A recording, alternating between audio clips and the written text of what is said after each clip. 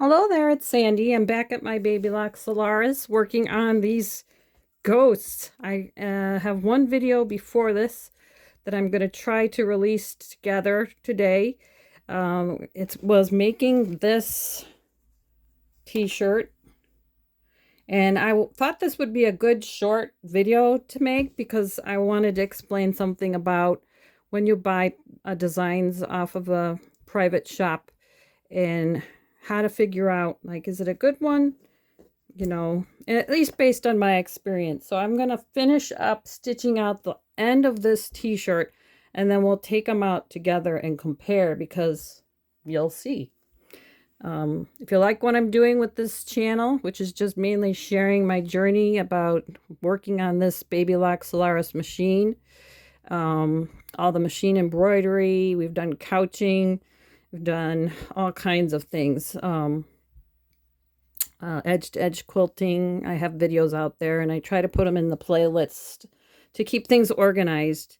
Today I was working on these t-shirts for a gift for someone, and it's just stitching out the same design on two t-shirts, just one size difference, and I'm going to compare the digitizing to see whether or not my findings the first time that I shared in the last video. It's a red t-shirt with the same design on it. I'm not sure how these will actually be posted. It should be the red one first, which turned into somewhat of a troubleshooting video because I had some thread breakage, but it wasn't too bad. I ended up changing the thread, rethreading the bobbin, rethreading the top, changing the needle, and it ended up that after cleaning the bobbin case, that did help, but with this t-shirt, I did have one more fray in the whole thing. So far, so good. When a machine stitches 1,050 stitches per minute, you know, sometimes things can happen. They didn't have any problems with both t-shirts stitching out the white. But when it gets to these letters, I don't know what it is. If it's just because it's a lot more dense stitching, but I don't think so. The letters don't look any more dense than the ghosts, so I'm not sure. Could be my machine. Maybe I have a nick on the bobbin. I know I don't have a nick on the needle plate. I just had that replaced, and it's been sewing so much better since I did that. So let's stitch out the rest of this, and then we'll compare. Had a lot of fun stitching out these t-shirts. It's so fun to do something different from what I've been doing. And next I get to work on some t-shirts for my daughter. Some autumn t-shirts. Just trying to get through the ones I have to get done before I work on those. That's actually, they're not t-shirts, they're sweatshirts.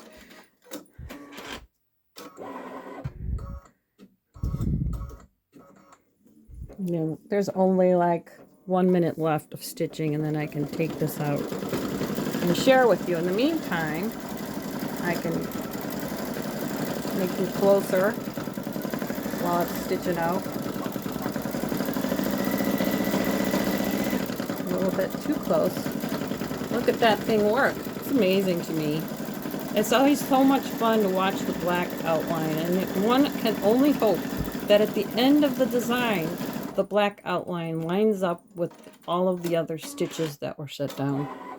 So it's going to work on the letter.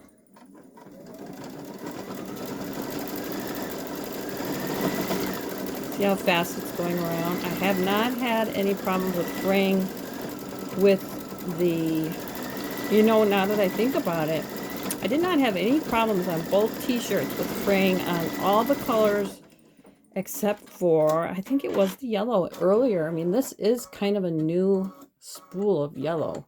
I wonder if that has anything to do with it. I've heard that sometimes it's the spool, but I don't think it has happened enough for it to be, for me to deduce that. So, knocking wood, it's still stitching out beautifully. Okay, I'm going to back you up now. It says it's finished embroidering. So now I'm going to pull this out.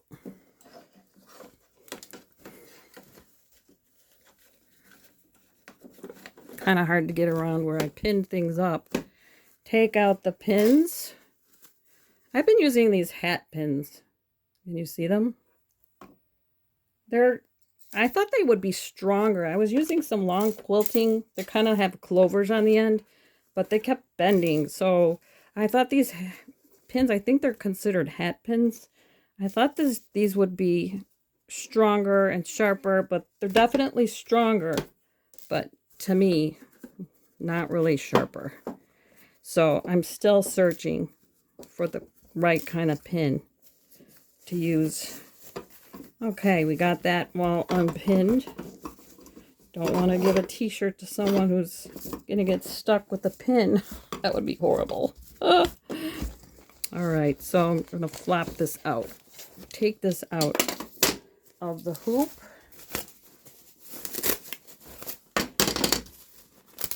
Tearing off the front. I love these colors on the green. Okay, so I have to imagine, because I've got the other one I've got all of this water-soluble stabilizer taken out really good on the other one, and if I didn't get it all out, then I could just put some water on it and it would disappear. So I'm just folding this so you can see the two of them together. Here's that one. And here's the red one. And I'm going to try to change the camera.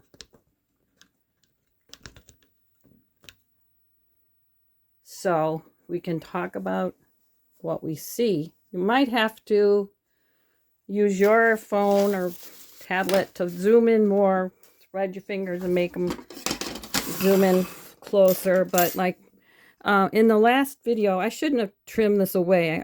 But both videos, I end up saying, I'm saying there's definitely jump stitches. I trimmed them away on this one.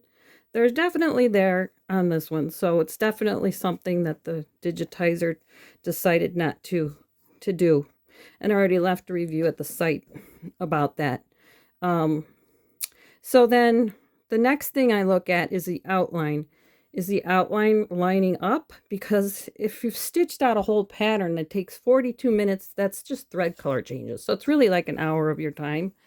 Besides hooping it, how does the outline look? And so I always give the digitizer a break because I'm only doing one design usually. But in these cases where I can do two, I can really compare what I'm seeing. And if I could just get closer. Hold on.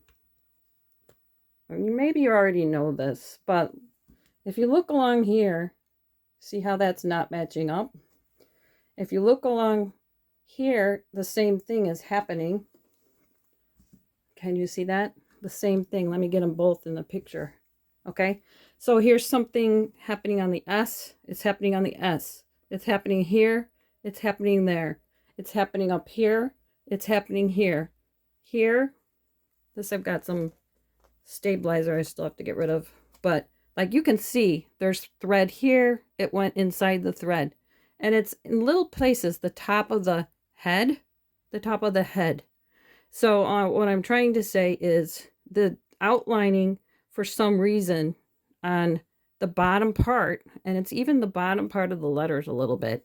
I know this is like, it's never going to be perfectly exact, but even like it's almost to the T that this is off here, this is off here and here. So now I know that this is not my machine or the stabilizing, because I know that has a big part of what we're doing is making sure that we stabilize properly so that when it sews it out, it's like a flat pancake, and it's got enough support to hold the stitches on the top together with the stitches on the bottom like a sandwich together, and they just kind of mold together when they stitch. And I think both of these stitched out beautifully. except for the outline. So I think my next review will be focusing on, I think I can only review the design once, so I probably should have waited, but it would be that this outline stitch did not really stitch properly around the letters or the ghosts. But I think I'm more picky with that, and I wish it would have done that, but it's not like, you know, I probably would give this design a 3.5 or a 4 out of 5, only because of that, because, you know, professional people who do this embroidery for a living, that doesn't happen to them. And we're trying to be professional too. And so it would be nice to be able to tell the person who created this that this happened. And if you go look for reviews on Etsy, it's sometimes really hard to dig through all those reviews to figure out how people really feel about the designs. That's what I found. So I'm done with this. I'm happy with it. I probably would buy from this shop again, but I would tell them in my reviews next time, besides the jump stitch, that the outline should be a little bit more precise. So that's my take on this, and I hope you enjoyed this video. If you like what I'm doing, give it a like, subscribe, and make a comment. And I hope you have a great day. Thank you.